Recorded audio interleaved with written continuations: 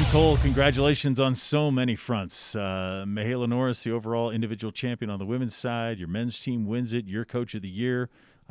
Congratulations. Thank you. Yeah, it was a good weekend. So, the fall we were hoping to have some competitions, and they were all postponed and pushed. So, yeah, to be able to get back out there, and even as we said in the past, it's been a shortened cross-country season, 2 competitions, and then the opportunity to extend it with a third at the NCAA Championships is pretty neat. But we were grateful to be out there, and it was a lot of fun, and the kids did well, and that's always, what we want to see happen.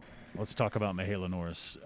Obviously winning it, but did you know, everybody knew she had a shot, but did you know she would do as well as she did? Well, we figured if she was able to stay relaxed and have a good run, she'd be up in the mix. There are a few very competitive teams in our conference, and she's familiar.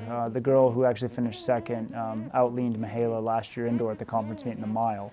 And she's a very, very good steeplechaser and one of the best runners in the NCAA. So I think when you go up against competition of that caliber, it's going to be a challenge. And Boise State also has some very, very competitive women who have run well this year. And so we figured Mahela would be in the top 5 and on any given day. But to see her win, yeah. We talked about it when everything started falling apart. Said, okay, you have an opportunity to do something.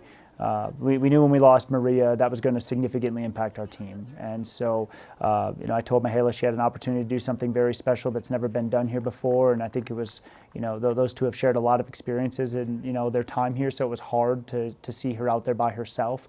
And she did a heck of a job. And not just in that race. She's done a great job taking ownership in the team, being a leader, and also just, showing what can be done in an Air Force uniform if you're a female distance runner. And yeah, it's been pretty neat. So when she made that move, though, I probably was getting a little too excited on the side of the course. Luckily, I was away from most of the people, so I don't think anybody saw me acting kind of ridiculous like that. But it was very exciting, and I couldn't be happier for her. And then you turn around to ride again, and the men start. I know you felt very strongly your men were going to compete well and be close to the champions. They are champions. Talk to me about every single one of those guys and how they pulled their weight. Well, we felt like going in that the men were, I thought they were the best team in the conference based on how we'd run up to that point. Utah State had a very successful season. They're a very good team. They provided a window of opportunity because they had a pretty big gap from their 4 to 5 guy for scoring purposes. Now we'd only run one race, so we had a really small gap, but it's only one race, and so there's still there's still a lot of unknowns out there. The next race may be very, very different. But we felt like watching practice with our personnel. The first time we went up to Vegas, unfortunately, we were without 2 boys. We were able to get 2 of those guys back in there. We did lose one of our top boys right at the end for circumstances kind of out of our control. But we felt like we had quality depth, and that interchangeability within our varsity roster would really help us. And a lot of credit to Utah State. I thought they executed their race plan better than expected. Their 5th guy was running his heart out. It was actually really inspiring to see, and I think to see our guys respond to that, because over the last 1,000 meters it was pretty evident there were 2 teams and it was very close, and each person, they were all in the top 10, and whoever was going to be ahead of this other guy, that was going to end up deciding the outcome. And then our conference, we have traditional teams that are very, very strong at the national level in cross country, and so expecting CSU, Boise State, they're really good programs, and so we knew it was going to be a challenging race, but to see that come to pass where the guys were able to win was pretty neat. Such a strange year. You have to put this Mountain West Conference Championship behind you and now refocus in a different way because Mahela Norris is going to the NCAA indoors. Talk to me a little bit about her chances there.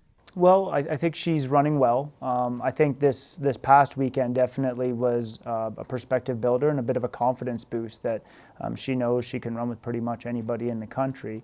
Going on a 200-meter bank track is a little bit different than a park or golf course, but not that much different in the sense that if you can position and execute your race plan and put yourself in the mix near the end, she gives herself a chance. And she's a very tough competitor, and she's fast. And so if you can stay relaxed and close down races, you have a chance.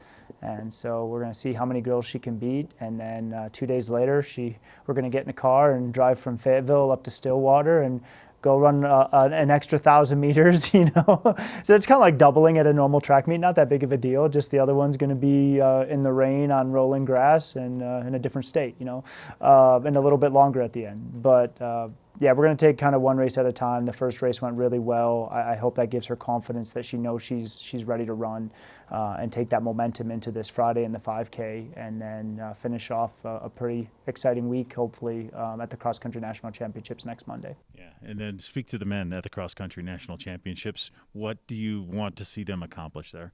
Well, we've been really good with running near each other, and I think that's helped every single guy. Sam Gilman has done a great job being kind of the tip of the spear in that sense, where he's been out front for us.